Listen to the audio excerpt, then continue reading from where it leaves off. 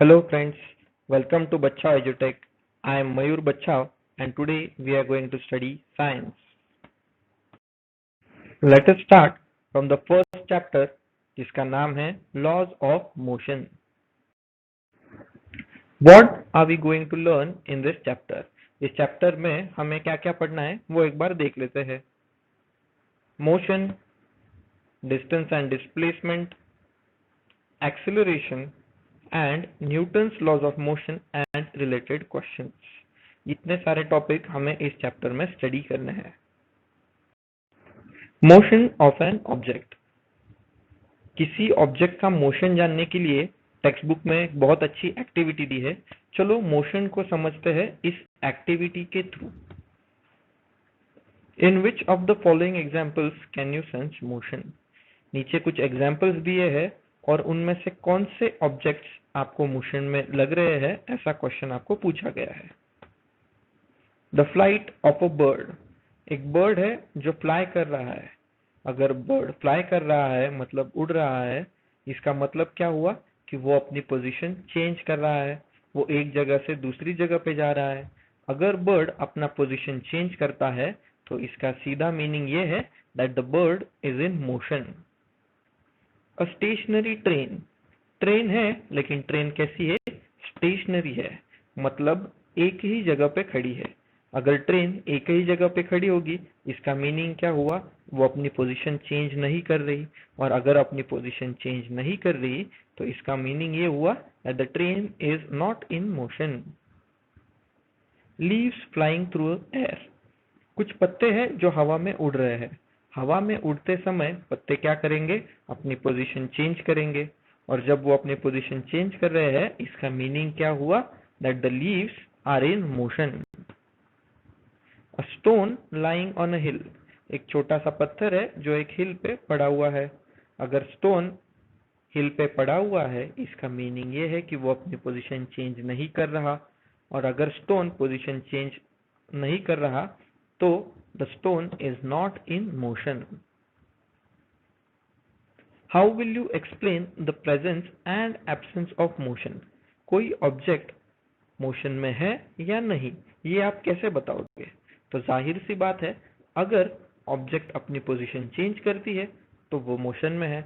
और अगर object position change नहीं करती तो इसका मीनिंग ये हुआ कि ऑब्जेक्ट मोशन में नहीं है. आगे एक एक्टिविटी दी है, चलो उसको देखते हैं. Think about it. You are travelling in a bus. आप बस से ट्रैवल कर रहे हो. Is the person sitting next to you in motion. आपके बगल वाली सीट में जो पर्सन बैठा है क्या वो मोशन में है? ऐसा सवाल आपको पूछा गया है. काफी सारे स्टूडेंट्स इस क्वेश्चन का जवाब ये देंगे कि yes, the person sitting next to me is in motion. मेरी बगल के सीट पे जो पर्सन है वो मोशन में है. क्यों? क्योंकि वो अपनी पोजीशन चेंज कर रहा है. अगर वो पोजीशन चेंज कर रहा है इसका मीनिंग ये हुआ that the person is in motion. लेकिन बच्चों, हम ये क्वेश्चन वापस एक बार ठीक से पढ़ते हैं. You are travelling in a bus. आप खुद बस में ट्रैवल कर रहे हो, बराबर. अभी क्वेश्चन का आंसर जो है वो चेंज हो जाएगा. Is the person sitting next to you in motion. अभी आपके बगल में जो पर्सन है क्या वो मोशन में है? तो इसका आंसर है नहीं. क्यों? क्योंकि आपके पॉइंट ऑफ व्यू से अगर देखा जाए तो जो पर्सन है उसने अपने पोजीशन चेंज नहीं की है. वो पर्सन पहले भी वही था आपके बगल वाली सीट में और बाद में भी वो पर्सन वही है. कहाँ पे? आपके बगल वाली सीट में. तो आपके हिसाब से उस पर्सन ने पोजीशन चेंज की है क्या? तो नहीं. आपके हिसाब से वो पर्सन अभी भी उसी पोजीशन में है. कौन से पोजीशन में? आपके बगल वाली सीट में. तो the person is not in motion with respect to you. आपके नजरिए से देखा जाए तो वो पर्सन मोशन में नहीं है. What do you take into consideration to decide if an object is moving or not? कोई ऑब्जेक्ट मोशन में है या नहीं, ये जानने के लिए आप कौन सी चीजों पे सोचते हो, ऐसा आपको क्वेश्चन पूछा है. जैसे प्रीवियस एग्जांपल में हमने देखा कि आपके बगल में जो पर्सन बैठा है वो आपके हिसाब से मोशन में नहीं है. लेकिन कोई थर्ड पर्सन अगर बस के बाहर से आप दोनों को देख रहा हो तो उसके हिसाब से आप दोनों भी क्या है, मोशन में है। क्यों? क्योंकि आप दोनों ही अपनी पोजीशन चेंज कर रहे हैं। So you have learned that motion is a relative concept. तो आपको ये ध्यान में आ गया कि मोशन एक रिलेटिव कंसेप्ट है। अभी रिलेटिव कंसेप्ट किसको बोलते हैं ये जरा देखते हैं। रिलेटिव कंसेप्ट ऐसी कंसेप्ट होती है जिसका answer person to person change होता है। फॉर एग्जाम्पल, अगर मैं आपको पूछ लूं कि 70% मार्क्स, ये मार्क्स कैसे है? Are these marks good marks, are these marks average, और are these marks bad marks? तो ये क्वेश्चन का आंसर हर पर्सन के लिए कैसा होगा, अलग अलग होगा। कोई स्टूडेंट्स मुझे बोलेंगे कि yes 70% marks are very good marks, कुछ स्टूडेंट्स मुझे बोलेंगे कि नहीं 70% marks are average marks, they are okay marks. कुछ स्टूडेंट्स तो मुझे ये भी बोलेंगे कि नहीं 70% मार्क्स ये बहुत ही खराब मार्क्स है, अच्छे मार्क्स तो सिर्फ 90% होते हैं। तो हमें ये ध्यान में आया कि सवाल एक ही था कि हाउ आर दीज मार्क्स, लेकिन हर पर्सन का जवाब कैसे आया, अलग अलग आया। तो इस कंसेप्ट को हम कहते हैं रिलेटिव कंसेप्ट।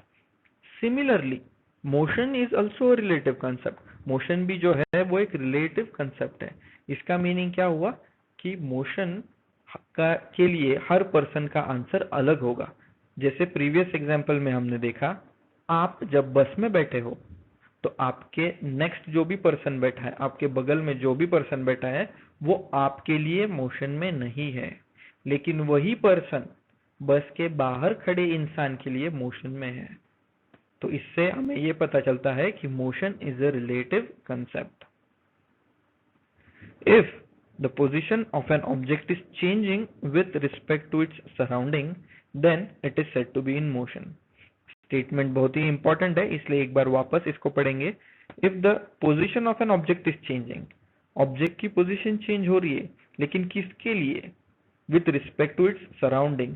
अगर सराउंडिंग के हिसाब से ऑब्जेक्ट की पोजीशन चेंज होती है तो ही वो मोशन में है, अदरवाइज वो ऑब्जेक्ट मोशन में नहीं है। Then it is said that the object is at rest. तब ऐसे ऑब्जेक्ट को हम कहते हैं कि ऐसा ऑब्जेक्ट रेस्ट पोजीशन में है। Distance and displacement. अभी distance and displacement are very important topics. ये टॉपिक्स में आपको क्लियरिटी होगी, अंडरस्टैंडिंग होगी, तो ही वेलोसिटी एंड स्पीड में का जो भी डिफरेंस है वो आपको ध्यान में आएगा। तो चलिए डिस्टेंस एंड डिस्प्लेसमेंट समझते हैं एक एक्टिविटी के थ्रू। Measure the distance between points A and B in different ways as shown in the figure. हम फिगर में देख सकते हैं हमको दो पॉइंट्स दिखाई दे रहे हैं, point A and point B, and we have to measure the distance between them. उन दोनों पॉइंट्स में का डिस्टेंस हमें मेजर करना है, उसी तरीके से मेजर करना है जिस तरीके से फिगर में दिखाया है। फिगर में हम देख सकते हैं कि दो कर्व्ड लाइंस पॉइंट ए से निकल के पॉइंट बी तक जा रही है। एक लाइन नीचे से जाती है, एक लाइन ऊपर से जाती है। तो ऐसे आपको डिस्टेंस मेजर करना है पॉइंट ए से लेके पॉइंट बी तक। Now measure the distance along the dotted line।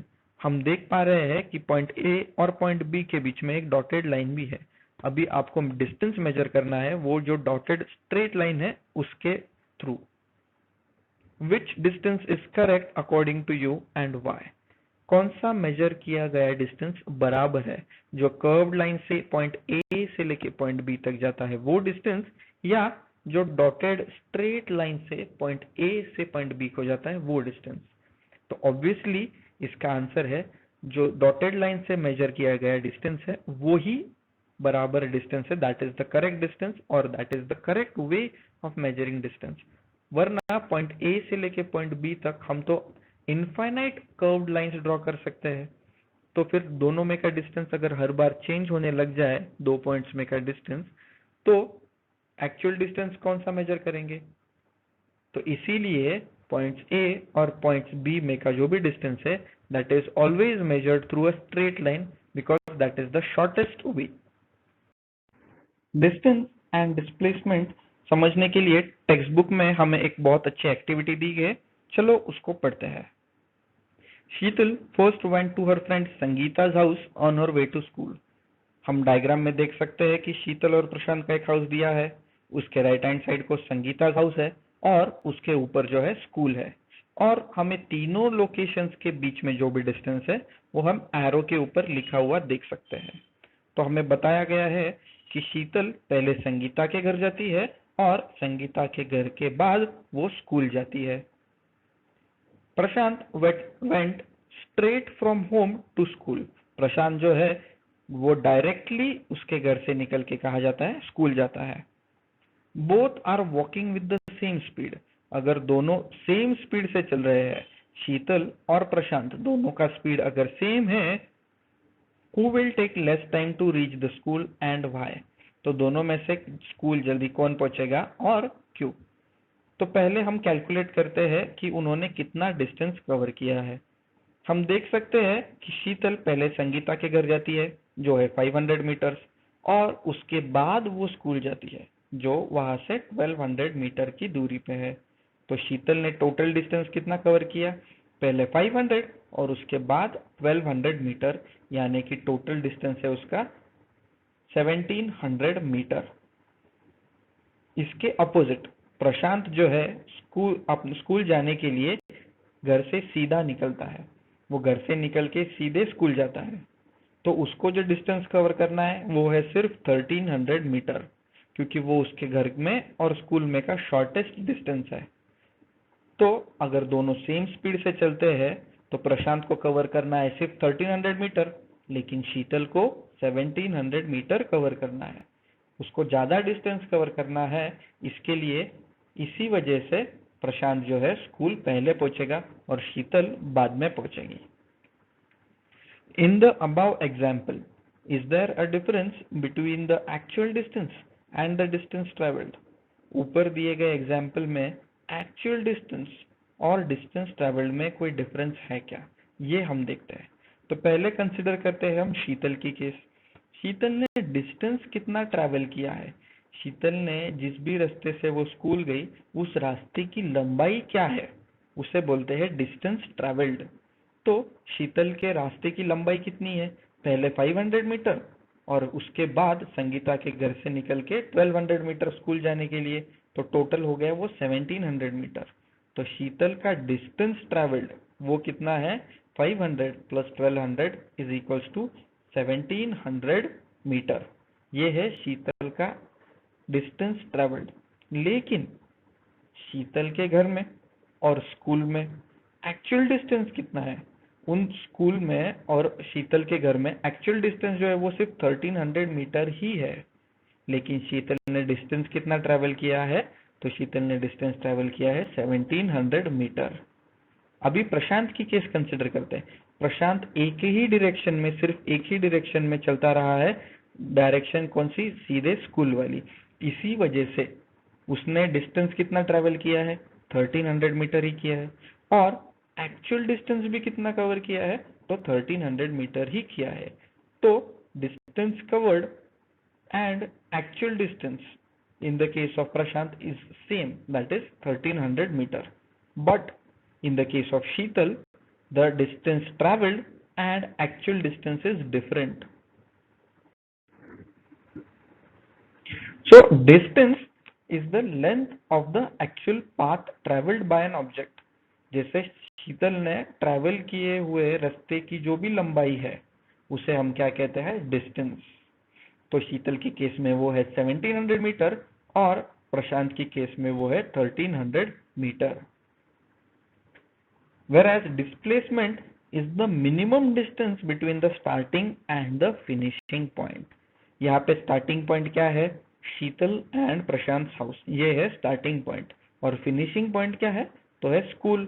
तो इन दो पॉइंट्स में का जो मिनिमम डिस्टेंस है उसे हम कहते हैं डिस्प्लेसमेंट। तो इस केस में हम देख सकते हैं कि स्कूल और उन दोनों के घर में का जो मिनिमम डिस्टेंस है वो कितना है, वो है 1300 मीटर। इसीलिए प्रशांत जो है वो स्कूल जल्दी पहुंचा था। क्यों, क्योंकि उसने जो स्कूल जाने के लिए रास्ता था वो शॉर्टेस्ट डिस्टेंस था, उसका मिनिमम डिस्टेंस था, इसीलिए वो स्कूल जल्दी पहुंचा था। But on the other hand Sheetal first went to Sangeeta's house and then she went to school, इसीलिए उसका जो डिस्टेंस ट्रैवल्ड है वो गया था, वो कितना हो गया था, 500 plus 1200 is equals to 1700 meter. तो ये है डिस्टेंस और डिस्प्लेसमेंट में का basic difference.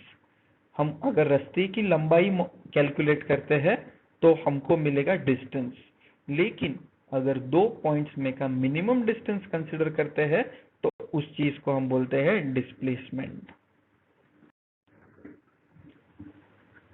Use your brain power. आगे एक एक्टिविटी दी है, चलो उसको करते हैं। Every morning Swarali walks around the edge of a circular field having a radius of 100 meter. हम डायग्राम में देख सकते हैं कि जो ब्लू डॉट है वो स्वराली है और वो पॉइंट ए से स्टार्ट करती है एक सर्कुलर फील्ड में राउंड लगाने के लिए। तो वो पॉइंट ए से स्टार्ट करती है और वापस जाके कहाँ आती है, वो पॉइंट ए पे ही आती है। और इस जो सर्कल का रेडियस है वो हमें दिया गया है 100 meter. As shown in the figure she starts from point A. हम देख सकते हैं कि वो पॉइंट ए से स्टार्ट कर रही है एंड टेक्स वन राउंड, और एक राउंड कंप्लीट करती है। How much distance has she walked and what is her displacement. तो हमें पूछा गया है कि उसने कितना डिस्टेंस कवर किया है और कितना डिस्टेंस चला है। तो Swarali starts from point A, तो we can see that she is moving along the circumference of the circle. वो सर्कल के सर्कमफरेंस से घूम रही है। तो उसने डिस्टेंस कितना किया, कवर किया होगा। हम सर्कल का रेडियस कैलकुलेट करते हैं 2 पाई आर इस फॉर्मूला से। तो उसने डिस्टेंस कितना कवर किया है, 2 पाई आर, और इस केस में आर मतलब रेडियस कितना है, 100 मीटर। तो Swarali has covered a distance of 2 into pi, that is 3.14 into 100। इतना डिस्टेंस उसने कवर किया है। And what is her displacement, और हमें पूछा गया है कि उसका डिस्प्लेसमेंट क्या है। हम देख सकते हैं कि वो पॉइंट ए से स्टार्ट करती है और वापस पॉइंट ए पर ही आती है। हम डिस्प्लेसमेंट कैसे कैलकुलेट करते हैं, displacement is the minimum distance from the starting point and the finishing point. लेकिन इस केस में स्टार्टिंग पॉइंट और फिनिशिंग पॉइंट दोनों एक ही है। कौन सा, पॉइंट ए।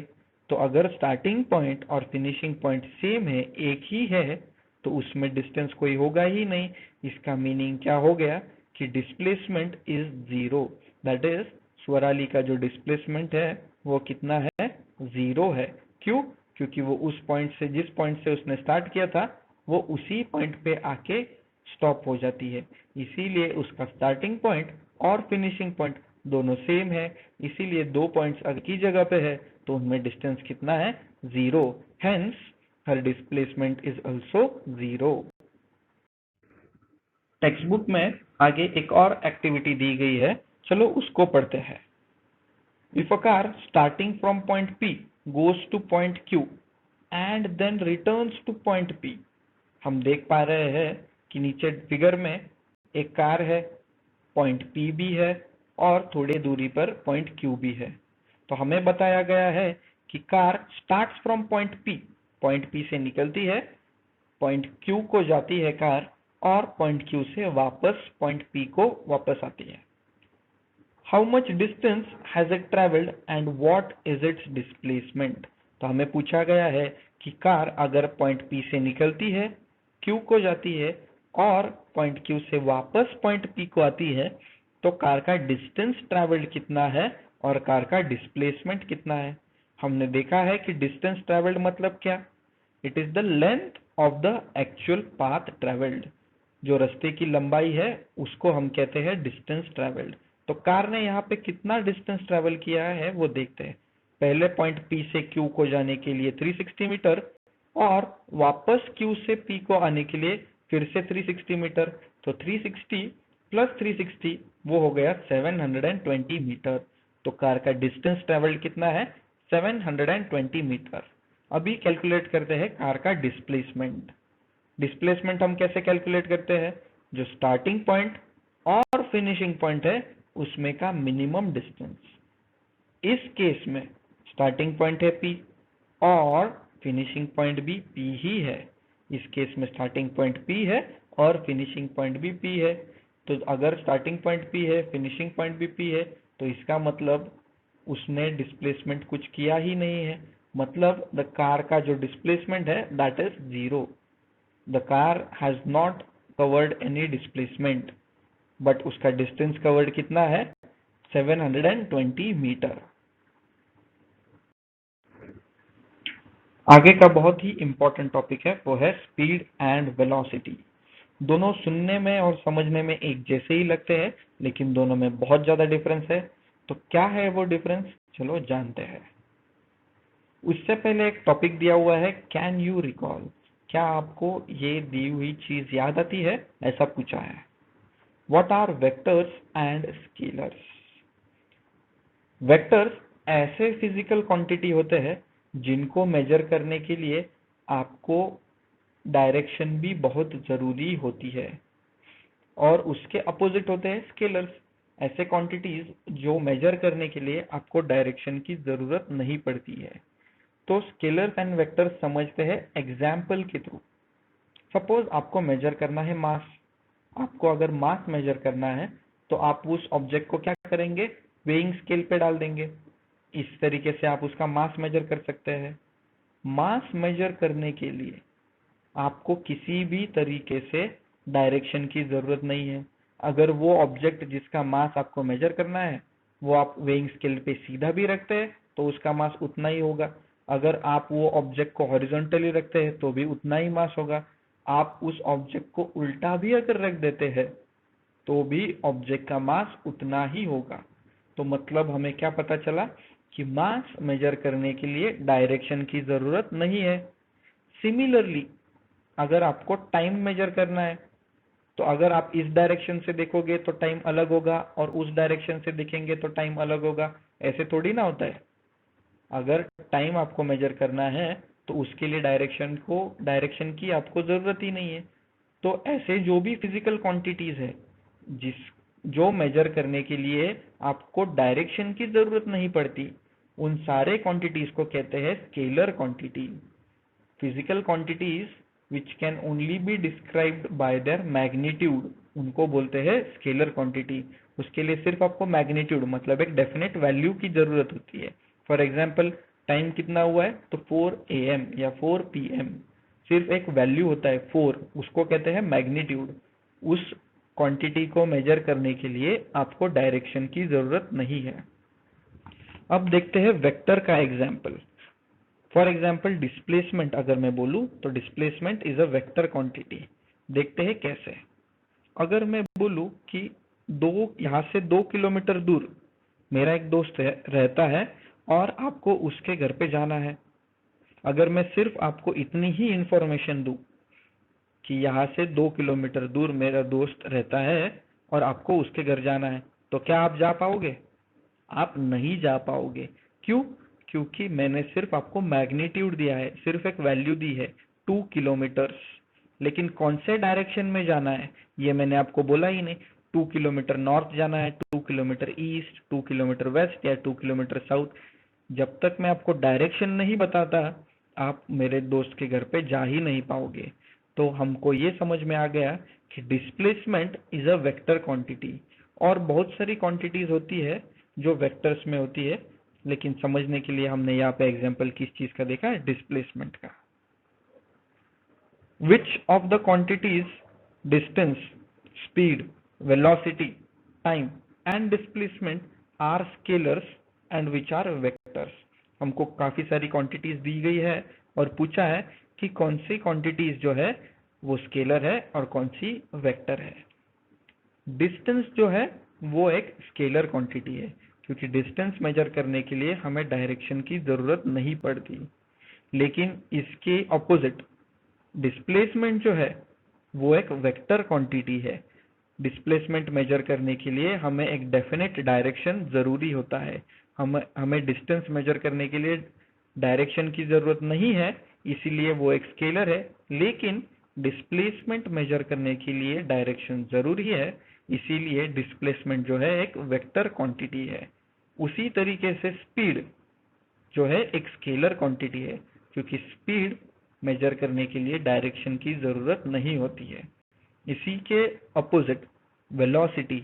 वेलोसिटी जो है वो एक वेक्टर क्वांटिटी है क्योंकि उसको मेजर करने के लिए हमें डायरेक्शन की जरूरत पड़ती है। आगे जाके हम स्पीड और वेलोसिटी में क्या डिफरेंस है वो आगे जाके देखेंगे ही, लेकिन अभी आपको याद रखना है कि स्पीड जो है वो एक स्केलर क्वांटिटी है और वेलोसिटी जो है एक वेक्टर क्वांटिटी है। और टाइम जो है वो हम पहले ही देख चुके हैं कि टाइम मेजर करने के लिए आपको डायरेक्शन की जरूरत नहीं होती, hence time is a scalar quantity. The distance traveled in a particular direction by an object in unit time is called its velocity. तो ये है वेलोसिटी की डेफिनेशन। टेक्स्ट बुक में वैसे वेलोसिटी के और 2-3 डेफिनेशन है, उनमें से ये है एक definition. Velocity is equals to displacement upon time. अभी हम डेफिनेशन जो है पहले की वो वापस एक बार पढ़ते हैं। The distance travelled in a particular direction by an object in unit time. अगर डिस्टेंस ट्रैवल किया गया है एक पर्टिकुलर डायरेक्शन में ही, मतलब डायरेक्शन चेंज नहीं की है, और वो जो डिस्टेंस है उसको हम डिवाइड करते हैं टाइम से, वो डिस्टेंस कवर करने के लिए हमें जो भी टाइम लगा है उससे, तो हमें क्या मिलती है? वेलोसिटी मिलती है। अभी हम याद करेंगे शीतल और प्रशांत का जो एग्जाम्पल हमने कंसिडर किया था उसे। उसमें हमने देखा था that Prashant went straight from his home to school. वो सीधे अपने घर से निकल के स्कूल को गया था, बराबर। पर शीतल जो है वो पहले संगीता के घर गई और संगीता के घर के बाद स्कूल गई थी, तो उसने डायरेक्शन चेंज की थी, लेकिन प्रशांत ने डायरेक्शन चेंज नहीं की थी। इसीलिए प्रशांत का डिस्टेंस और डिस्प्लेसमेंट दोनों ही सेम थे। क्यों? क्योंकि प्रशांत ने डायरेक्शन चेंज नहीं की थी। यहाँ भी डेफिनेशन में हमको क्या दिया है कि distance travelled in a particular direction. अगर पर्टिकुलर डायरेक्शन है, डायरेक्शन चेंज नहीं करते हैं, तो वैसा जो डिस्टेंस होता है उसे ही हम डिस्प्लेसमेंट बोल सकते हैं। वैसा जो भी डिस्टेंस है उसको हम टाइम से अगर डिवाइड करते हैं तो हमको मिल जाती है वेलोसिटी। इसीलिए नीचे के फॉर्मूला में हमें velocity is equals to displacement upon time बोला गया है। The displacement that occurs in unit time is called as velocity. जो भी डिस्प्लेसमेंट हुई हो, वो डिस्प्लेसमेंट होने के लिए कितना टाइम लगा है उसको अगर हम डिवाइड करते हैं तो हमको मिलने वाली जो क्वांटिटी है उसको हम बोलते हैं वेलोसिटी। स्पीड इसी के जैसी एक क्वांटिटी है, लेकिन स्पीड का फॉर्मूला क्या है? Speed is equals to total distance travelled upon time required. हम जो डेली लाइफ में यूज करते हैं उसे हम स्पीड कहते हैं। जो गाड़ी के आगे मीटर होता है उसे स्पीडोमीटर बोलते हैं। क्यों? क्योंकि वो आपका स्पीड दिखाता है, वो आपकी वेलोसिटी नहीं दिखाता। तो हम स्पीड कैसे कैलकुलेट करते हैं? Speed is equals to total distance travelled upon time required. तो यहाँ पे हम देख सकते हैं वेलोसिटी का रिलेशन किस चीज से है? डिस्प्लेसमेंट से है। लेकिन स्पीड का रिलेशन किस चीज से है? Total distance travelled. So speed का रिलेशन है डिस्टेंस ट्रेवल्ड इस क्वांटिटी से। आगे हमें स्पीड और वेलोसिटी के कुछ इंपॉर्टेंट पॉइंट्स दिए हैं, चलो उनको देखते हैं। The units of speed and velocity are same. Speed और वेलोसिटी दोनों की यूनिट्स कैसे है? सेम है। क्योंकि वेलोसिटी का फॉर्मूला है डिस्प्लेसमेंट अपॉन टाइम। हम डिस्प्लेसमेंट मेजर करते हैं मीटर और टाइम मेजर करते हैं सेकंड में, तो यूनिट बन गया मीटर पर सेकंड। सिमिलरली स्पीड हम मेजर करते हैं distance travelled upon time taken. Distance भी हम मीटर में ही मेजर करते हैं और टाइम तो हम सेकंड में ही मेजर करते हैं, इसलिए उसका भी यूनिट क्या बन गया? मीटर पर सेकंड। तो दोनों के यूनिट्स जो है वो सेम है। Speed is related to distance whereas velocity is related to displacement। ये दोनों के फॉर्मूला में ही हमें क्लियर हो जाता है।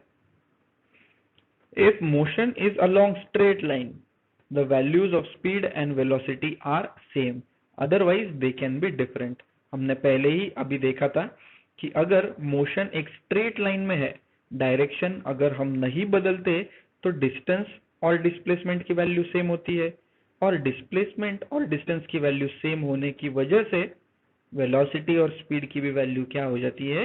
सेम हो जाती है। So if the motion is along a straight line, अगर ऑब्जेक्ट का मोशन एक स्ट्रेट लाइन के हिसाब से है, तो दोनों स्पीड और वेलोसिटी की वैल्यू क्या होती है? सेम होती है। Velocity is the displacement that occurs in unit time. ये डेफिनेशन हम पहले ही देख चुके हैं। Suppose Sheetal takes 5 minutes to reach Sangeeta's house. Sheetal को संगीता के घर जाने के लिए 5 मिनट लगते हैं, ऐसा एक्टिविटी में बोला गया है। And then 24 minutes to reach school from there, मतलब संगीता के घर से निकलने के बाद स्कूल जाने के लिए उसे लगते हैं 24 minutes। पहले पाथ ए के अलोंग उसे लगे थे 5 minutes और पाथ बी को उसे लगे हैं 24 minutes। Then Sheetal's speed along path A. Path A पे चलते हुए शीतल का स्पीड क्या था ये पूछा गया है। तो स्पीड हम कैलकुलेट करते हैं फॉर्मूला से, जो है डिस्टेंस अपॉन टाइम। इस केस में शीतल का डिस्टेंस कवर है 500 मीटर और 500 मीटर चलने के लिए Sheetal has taken 5 minutes. Hence, the formula will become 500 upon 5। अगर हम इसे डिवाइड करें तो आंसर हमको मिल जाएगा 100 मीटर पर मिनट। यानी कि शीतल का स्पीड अलोंग पाथ कितना था, 100 मीटर पर मिनट। हर मिनट को शीतल ने 100 मीटर इतना डिस्टेंस कवर किया है। Now Sheetal's speed along path B. अभी पाथ बी से हमें उसका स्पीड कैलकुलेट करना है। स्पीड हम उसी फॉर्मूला से कैलकुलेट करते हैं, डिस्टेंस अपॉन टाइम। पर इस केस में उसका डिस्टेंस कितना है, 1200 मीटर, और उसे टाइम कितना लगा था, 24 minutes. Hence, the formula becomes 1200 divided by 24. If we calculate this, we will get the answer as 50 meter पर मिनट। यानी कि शीतल का स्पीड अलोंग पाथ बी कितना है, 50 मीटर पर minute. Sheetal's average speed. Now we have to calculate Sheetal's average speed. How do we calculate average speed? Average speed कैसे calculate करते हैं? That is done by the formula total distance upon total time. So what is the total distance? The total distance is 500 plus 1200, that is 1700 meter, and her total time is 29 minutes. Sangeeta के घर जाने के लिए पहले 5 minute और उसके बाद school जाने के लिए 24 minutes. So if we add 5 plus 24, we get 29 minutes. Hence, her average speed will be 58.6 meter per minute. उसका एवरेज स्पीड कितना होगा, 58.6 मीटर पर मिनट। ये होता है शीतल का average speed. Now we will calculate her velocity. अब शीतल की वेलोसिटी कैलकुलेट करनी है तो उसके लिए हम फॉर्मूला कौन सा यूज करेंगे, डिस्प्लेसमेंट अपॉन टाइम। तो what is her displacement? Displacement is calculated by the shortest distance और the minimum distance between the starting point and finishing point. इस केस में उसका स्टार्टिंग पॉइंट है उसका घर और फिनिशिंग पॉइंट है स्कूल, और दोनों में जो मिनिमम डिस्टेंस है वो हम डायग्राम में देख सकते हैं, वो है 1300 meter. Hence her displacement will be 1300 meter, और उसको टाइम तो उतना ही लगा है, that is 29 minutes. Hence, if we calculate this, Sheetal's velocity is equals to 44.83 meter per minute. 44.83 इतना है शीतल की velocity. Now we will see the effect of speed and direction on velocity. Speed और direction का velocity पे क्या effect होता है ये हम देखते हैं। Sachin is traveling on a motorbike. Sachin जो है अपने मोटरसाइकिल पे जा रहा है। Explain what will happen in the following events during Sachin's ride. नीचे कुछ सिचुएशंस दिए हैं, उस सिचुएशंस में क्या होगा ऐसा आपको पूछा है। What will be the effect on the velocity of the motorcycle if speed increases और decreases but direction remains changed. हमको पूछा गया है कि अगर सचिन स्पीड इंक्रीज करता है या डिक्रीज करता है पर डायरेक्शन चेंज नहीं करता तो वेलोसिटी पे क्या इफेक्ट होगा। हम साइड में दिए गए फोटो में भी देख सकते हैं, रास्ता कैसा है, सीधा है, मतलब सचिन डायरेक्शन चेंज करेगा क्या, नहीं करेगा। वो स्पीड इंक्रीज कर सकता है या डिक्रीज कर सकता है, तो मतलब अगर सचिन ने स्पीड इंक्रीज किया या डिक्रीज किया लेकिन उसने डायरेक्शन चेंज नहीं की, तो इस चीज का वेलोसिटी पे क्या इफेक्ट होगा। तो in this case the velocity will change, उसकी वेलोसिटी जो है चेंज होगी। क्यों? क्योंकि velocity is a vector quantity.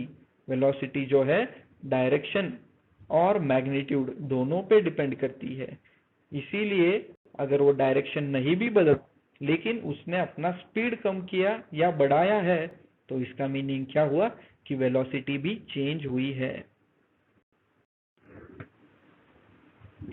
In case of a turning on the road, अभी सचिन को रोड पे टर्न करना है, will the velocity and speed B same, क्या उसका वेलोसिटी और स्पीड दोनों सेम होगा। हम देख सकते हैं कि सचिन जो है रास्ते पे टर्न ले रहा है, अभी now he is turning, that means that his direction is changing. इसका मीनिंग ये हुआ कि उसकी डायरेक्शन चेंज हो रही है, और डायरेक्शन अगर चेंज होती है तो वेलोसिटी भी चेंज होगी, क्योंकि velocity is a vector quantity.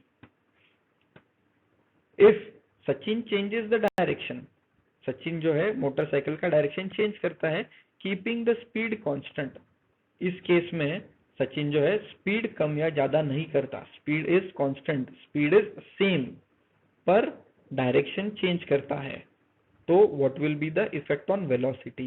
Obviously velocity will again change as the direction has changed।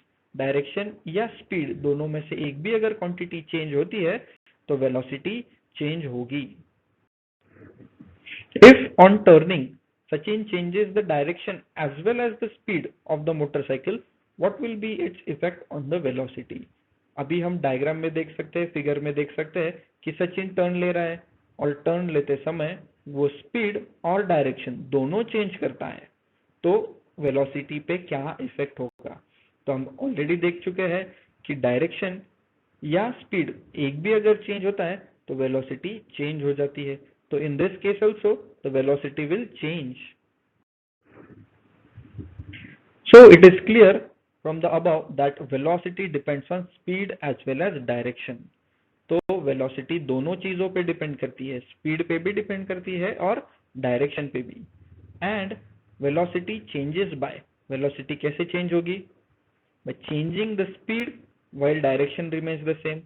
अगर डायरेक्शन सेम रहता है लेकिन स्पीड चेंज होता है तो भी वेलोसिटी चेंज होगी।